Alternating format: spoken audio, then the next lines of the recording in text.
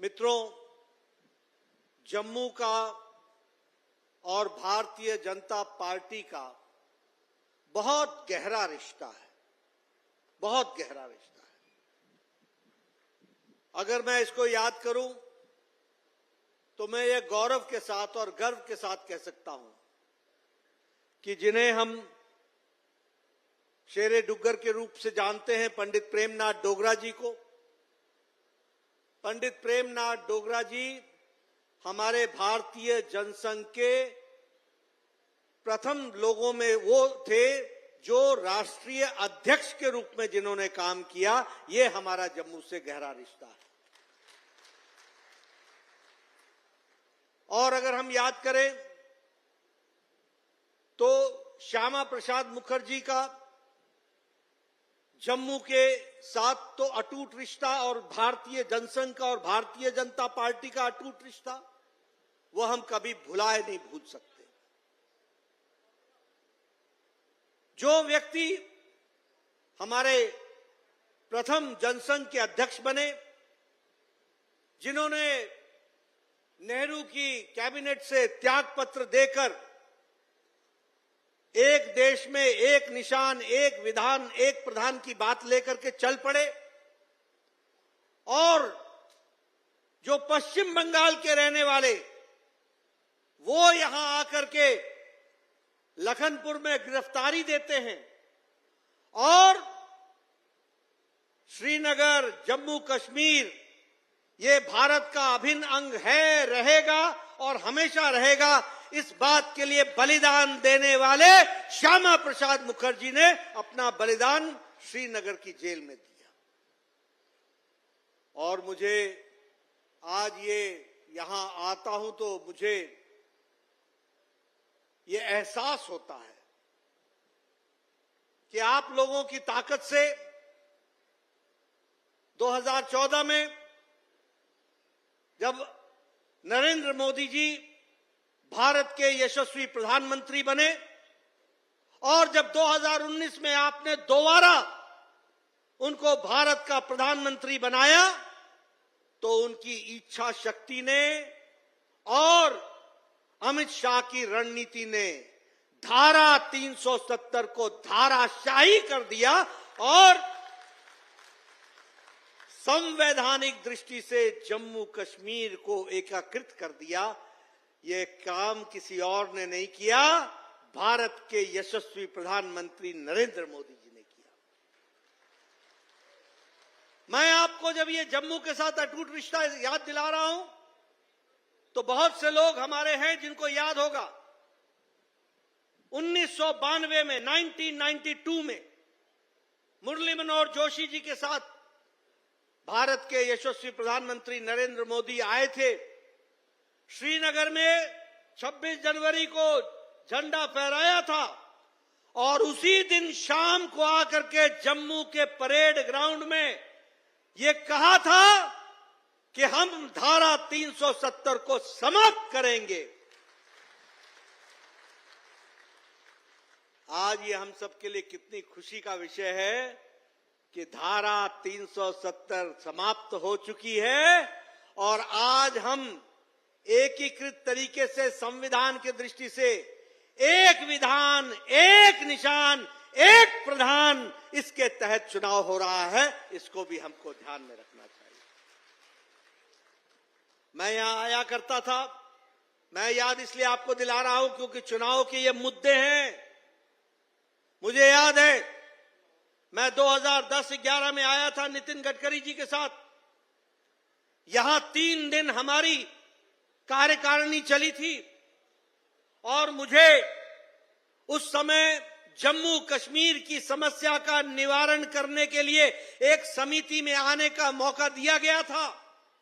मैं यहां आया था, सच शर्मा के साथ मैं पुंछ गया, राजौरी गया, डोडा गया, किश्तवाड़ गया, सारे इलाके घूमे, लोगों का दुख दर्द समझा, और जो बॉर्डर पर रहने वाले लोग हैं उनकी तकलीफों को समझने का प्रयास किया।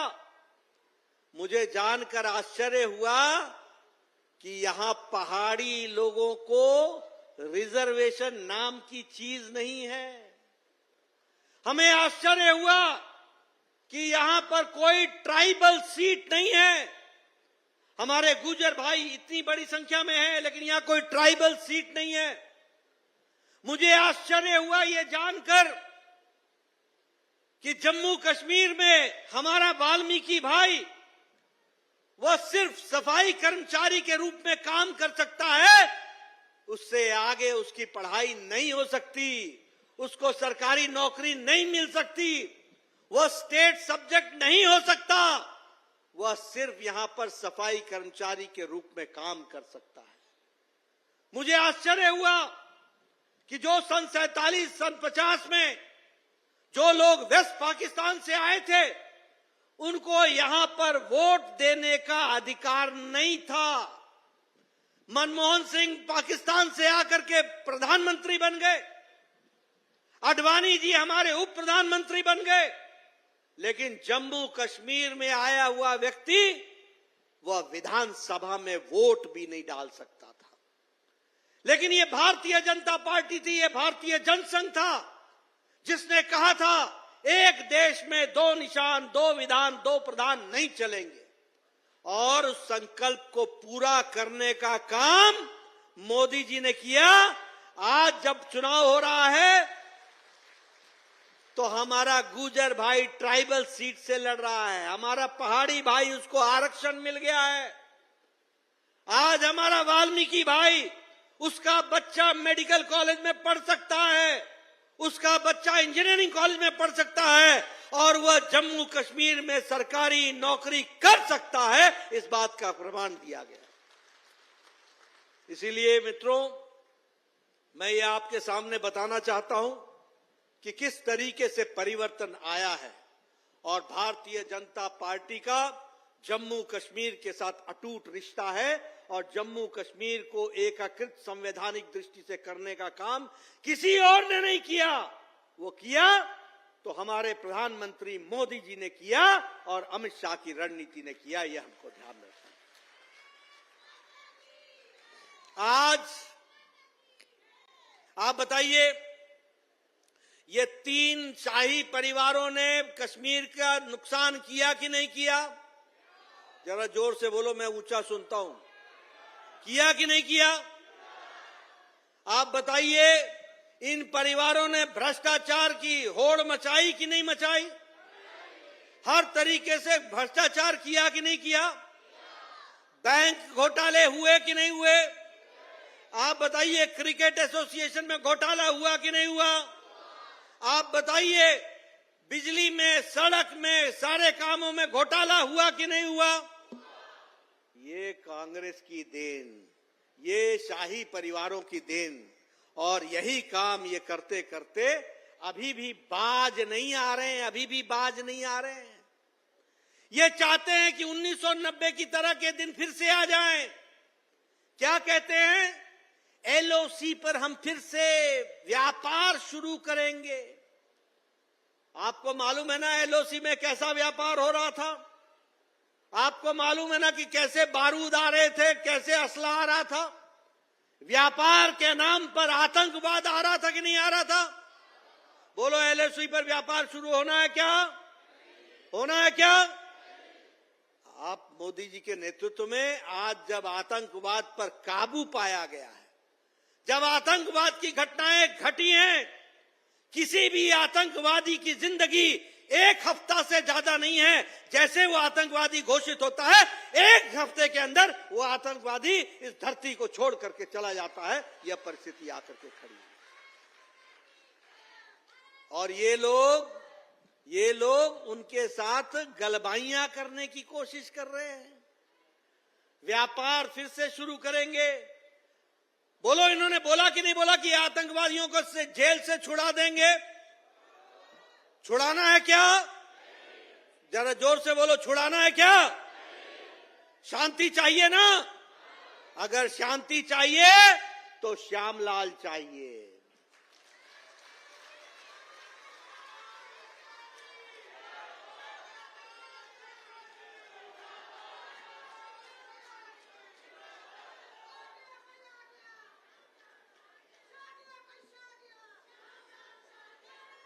मित्रों, मैं यहां आपको ये बताना चाहता हूं कि ये लोग किस तरीके से लोगों को शब्द जाल में फैलाकर और जिसे हम कहते हैं कि मोहब्बत की दुकान के नाम पर नफरत का सामान बेचने का काम करते हैं।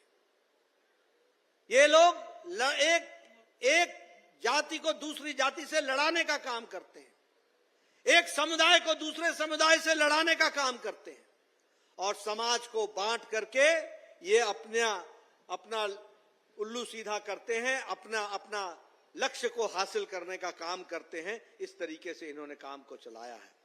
इसलिए मित्रों, मैं आपको यह बताना चाहता हूं कि ये जितनी भी गैर राष्ट्रवादी ताकतें हैं, मैं गैर राष्ट्रवादी बोल रहा हूं, ये राष्ट्रवादी ताकतें नहीं हैं, जो आतंकवादियों को छुड़ाने की बात करे, जो व्यापार शुरू करने की बात करे, जो इनके साथ समझौता करे।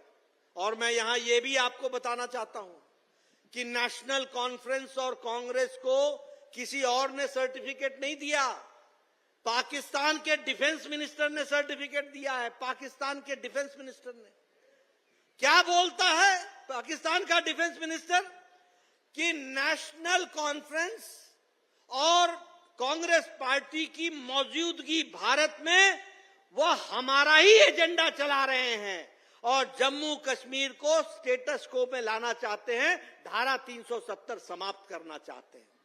बोलो, जिन लोगों को पाकिस्तान सर्टिफिकेट दे, ऐसे लोगों को क्या यहां पर आप पनाह देंगे? क्या आप उनको आगे बढ़ाएंगे, पोषित करेंगे?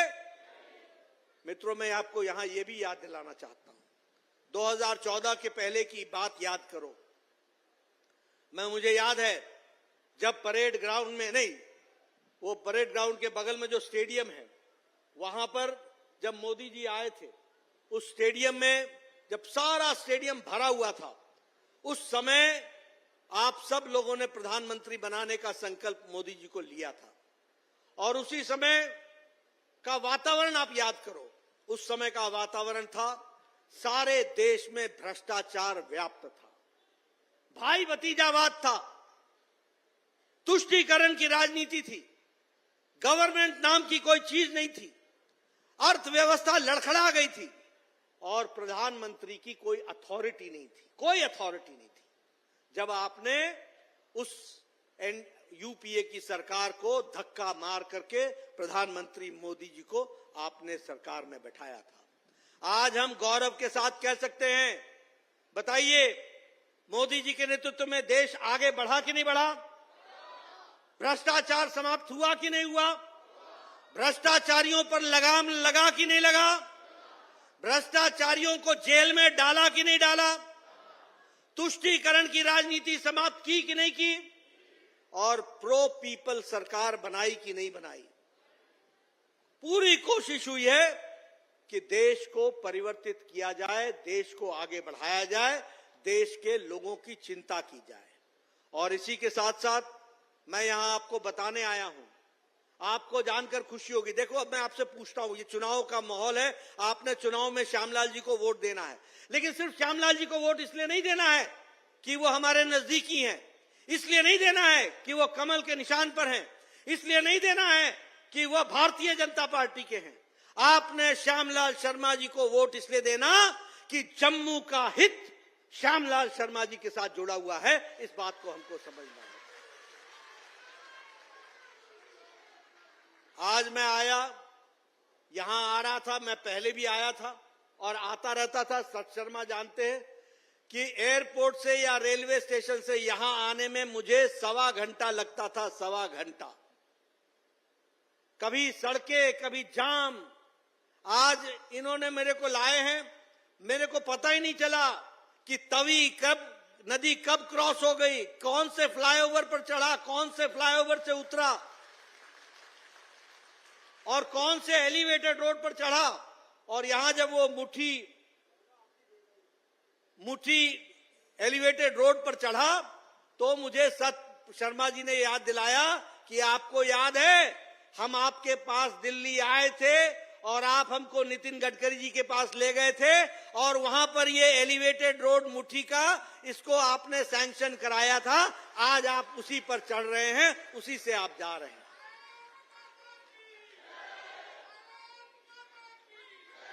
इसलिए सड़कों का जाल बिछ गया। आपको सिर्फ बताना चाहता हूं, 1800 किलोमीटर जम्मू कश्मीर में नेशनल हाईवे बना है, 1800 किलोमीटर। और सारे देश में 1,50,000 किलोमीटर की सड़क बनी है। आपका दिल्ली कटरा एक्सप्रेसवे, आपका जम्मू पुंछ हाईवे, आपका चिनानी नशारी टनल, आपका बनिहाल क्वाजीगंज टनल, आपका जोजिला टनल, ये सारे टनल बन करके तैयार हो रहे हैं और इसके लिए काम चला हुआ है। आपको जानकर के खुशी होगी कि ग्रामीण सड़कें, गांव-गांव में सड़क पहुंचाई गई है। गांव-गांव में ग्रामीण सड़कों की अगर मैं बात करूं तो सारे जम्मू में 19,000 किलोमीटर की सड़क बनी है और 2,300 गांवों को सड़क से, पक्की सड़क से जोड़ दिया गया है, ऑल वेदर रोड बना दिया गया।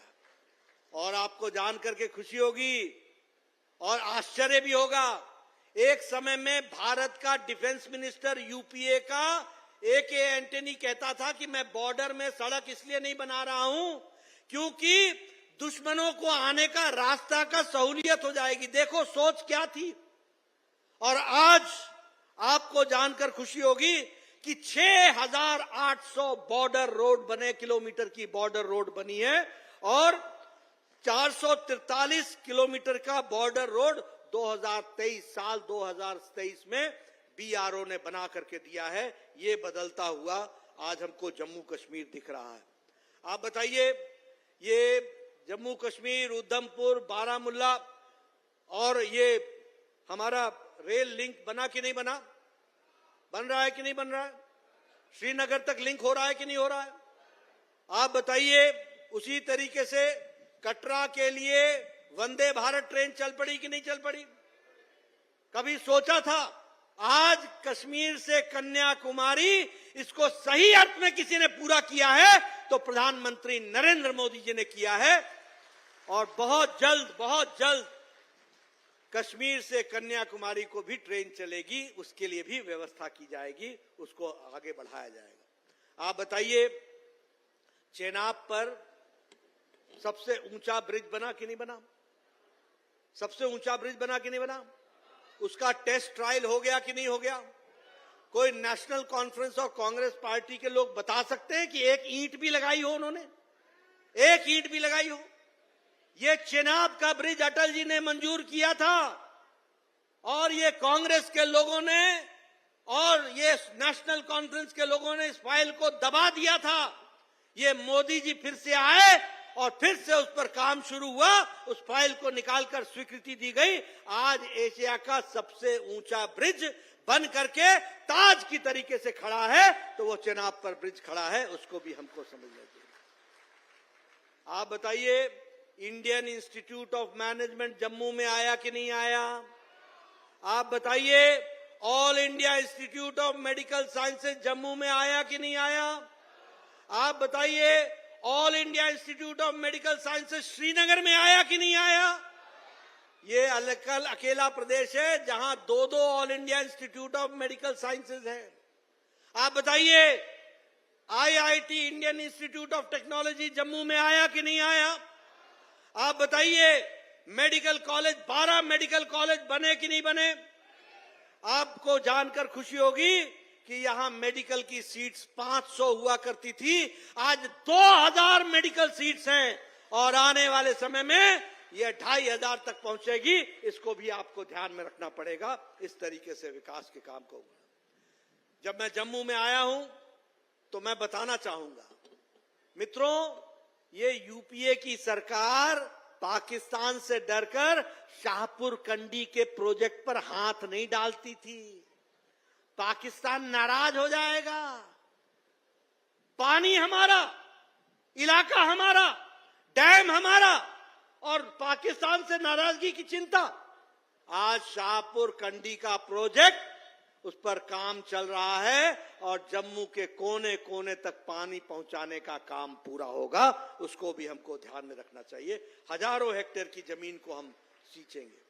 इसके साथ साथ ये Pakal Dul hydro project, Kiru hydro project, Ratle hydro project, Kwar hydro project, इन सब पर काम चल रहा है और यहां पर बिजली भी मिलेगी और रोजगार के लिए नौजवानों को रोजगार भी मिलेगा। इस तरीके से व्यवस्था की जा रही है। इसलिए आप वोट कमल के निशान को सिर्फ कमल के निशान के कारण नहीं दे रहे हैं, आप वोट श्यामलाल शर्मा जी को इसलिए दे रहे हैं क्योंकि आपका हित, जम्मू का हित उससे जुड़ा हुआ है और उसको हमको ध्यान में रखना पड़ेगा। मित्रों, आपको जानकर इस बात की भी खुशी होगी कि आज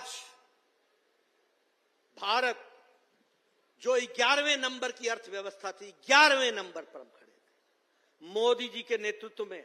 देखिए, कोरोना के बाद अमेरिका की अर्थव्यवस्था लड़खड़ा गई, यूरोप की अर्थव्यवस्था लड़खड़ा गई, जापान की अर्थव्यवस्था लड़खड़ा गई, चीन की अर्थव्यवस्था लड़खड़ा गई, जर्मनी की अर्थव्यवस्था लड़खड़ा गई, लेकिन भारत की अर्थव्यवस्था ब्राइट स्पॉट की तरीके से चमकता हुआ मोदी जी के नेतृत्व में आगे बढ़ा और भारत जो 11वें नंबर पर खड़ा था उसने लंबी छलांग लगाकर आज भारत 5वें नंबर की अर्थव्यवस्था बन गई।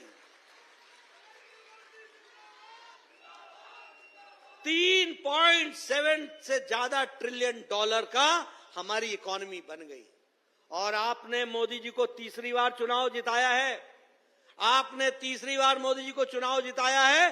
तीसरी बार में भारत बहुत जल्द मोदी जी के नेतृत्व में तीसरी अर्थव्यवस्था बन जाएगी, दुनिया की तीसरी अर्थव्यवस्था बन जाएगी। बोलो, बनाना है कि नहीं बनाना है? जम्मू कश्मीर को आगे लाना है कि नहीं लाना है? लाना है तो श्यामलाल शर्मा को लाना है, इसकी आपको चिंता करनी पड़ेगी। आज हम स्टील में चौथे नंबर से दूसरे नंबर पर आ गए। ये जो अनपढ़ कांग्रेसी हैं, इनको कोई पता नहीं, कोई जानकारी नहीं। महंगाई है, महंगाई है, महंगाई है, बेरोजगारी है। आपको मालूम है भारत दुनिया में ऑटोमोबाइल के मार्केट में, ऑटोमोबाइल इंडस्ट्री की मार्केट में तीसरे नंबर पर पहुंच गया, जापान को पछाड़ करके। लोगों ने गाड़ियां, अब लोगों के जेब में पैसा नहीं होगा तो गाड़ी कहां से खरीदेंगे? लोगों के जेब में पैसा नहीं होगा तो मोटरसाइकिल कहां से खरीदेंगे? ये इकोनॉमी का डेवलपमेंट तब होता है जब लोगों के पॉकेट में पैसा होता है। आज हम तीसरे नंबर के ऑटोमोबाइल मार्केट बन गए। आप लोगों के हाथ में मोबाइल है। आप बताइए, 10 साल पहले आपके मोबाइल पे लिखा होता था मेड इन चाइना, आपके मोबाइल पे लिखा होता था मेड इन ताइवान, आपके मोबाइल पर लिखा होता था मेड इन जापान, आपके मोबाइल पर लिखा होता था मेड इन इंडोनेशिया। आज आपके मोबाइल निकाल करके देखो, एप्पल पर भी लिखा है मेड इन इंडिया।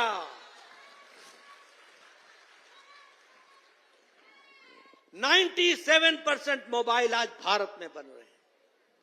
दवाई में दुनिया की हम आज सबसे बड़ी डिस्पेंसरी बन गए हैं।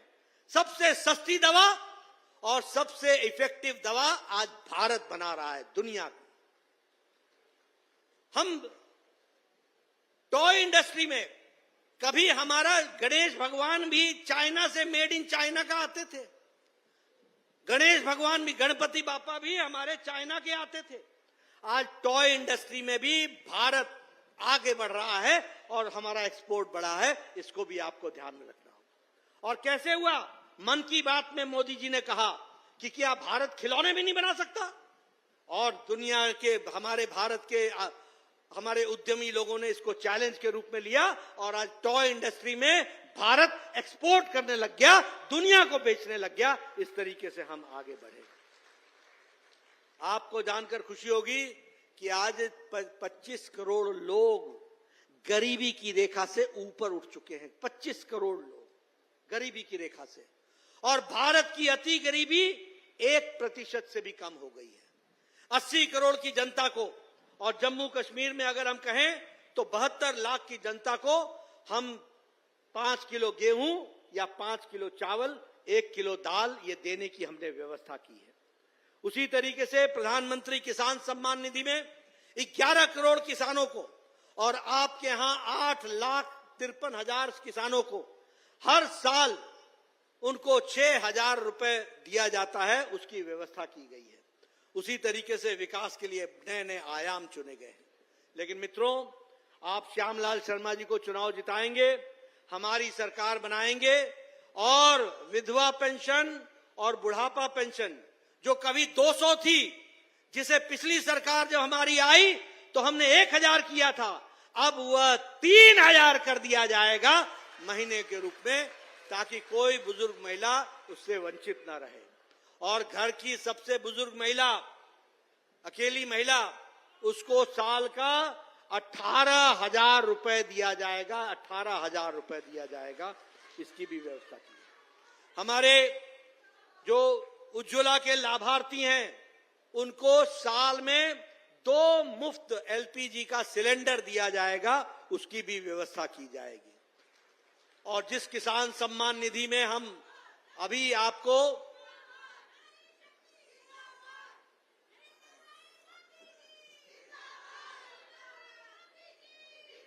और जो हमने आपको किसान सम्मान निधि में 6,000 रुपए देने का वायदा किया है और दे रहे हैं, अब उसको 10,000 रुपए कर दिया जाएगा और उसको बढ़ा दिया जाएगा। उसी तरीके से कृषि के उपकरणों के लिए, खाद के लिए 50% की राहत उसमें भी दी जाएगी, उसकी भी व्यवस्था की जाएगी। पंडित प्रेमनाथ डोगरा रोजगार योजना के तहत 5 लाख लोगों को रोजगार के अवसर पैदा करके देंगे, उसको भी हम बढ़ाएंगे।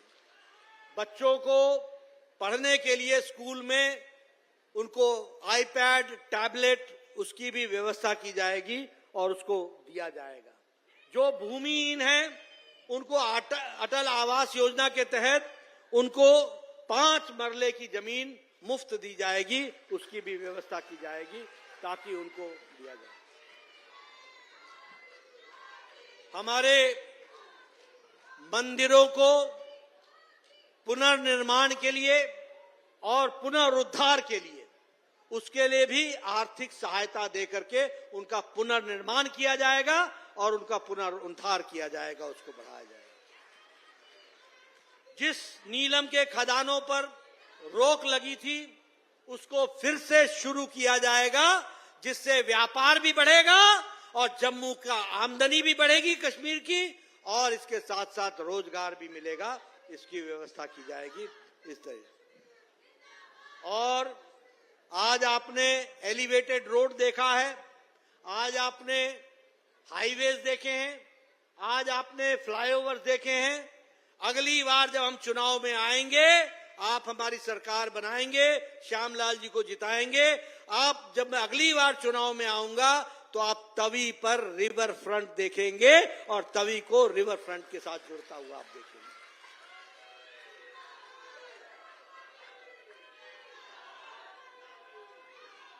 मित्रों, ये सारी बातें मैंने आपके सामने रखने का प्रयास किया है।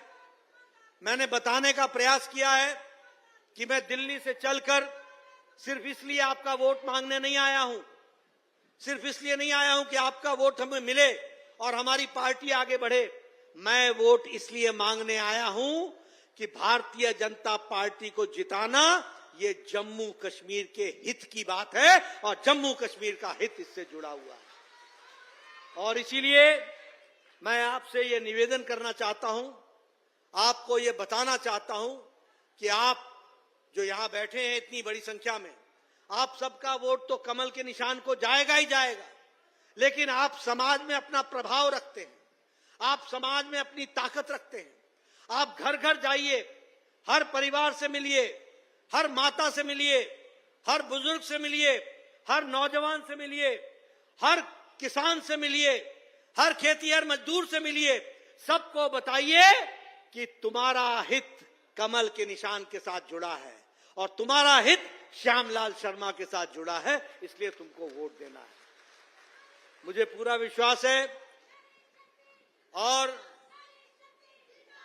मेरा एक निवेदन है, बोलिए उसको पूरा करेंगे। आप सब लोग, मेरे निवेदन है कि मोदी जी का प्रणाम आप घर घर जाकर के लोगों को दें कि मोदी जी का प्रणाम है, मोदी जी का नमस्कार। मित्रों, आप जरूर भारतीय जनता पार्टी को आगे बढ़ाएंगे और मुझे पूरा विश्वास है कि एक लंबी यात्रा भारतीय जनता पार्टी ने अंधेरे से उजाले तक की है। जब हमको कोई रास्ता नहीं दिखता था, आपने रास्ता दिखाया और आज आपके रास्ता दिखाने के कारण जम्मू कश्मीर का विकास हुआ। अब फिर से आप रास्ता दिखाएंगे और जम्मू कश्मीर को नई चोटियों पर, नए विकास के मंजिलों पर हम ले जाएंगे।